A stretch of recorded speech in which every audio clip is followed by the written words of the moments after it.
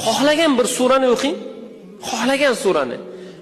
Men bilamanki, Qul huvallohu ahad, ya'ni Ixlos surasini bilmaydigan odamni o'zi bo'lmasa kerak. Ixlos surasini har kun 10 marotaba o'qing. Alloh taolo sizga butun yaxshilik va fazilatlarni sizga taqdir qiladi. Otangiz vafot etgan, buvingiz vafot etgan, u kishining nomlaridan 10 marotaba Ixlos surasini o'qib bag'ishlang. Kimki qabristonga borib 10 marta Ixlos surasini o'qib bag'ishlasa, Alloh taolo butun qabristondagilarni gunohini avf qiladi inshaalloh. Mana bu Qur'on nima? Qur'on bizlarga va'z nasihat, Qur'on bizlarga shifo, Qur'on mu'minlarga hidoyat va rahmat, ulug' manfaat.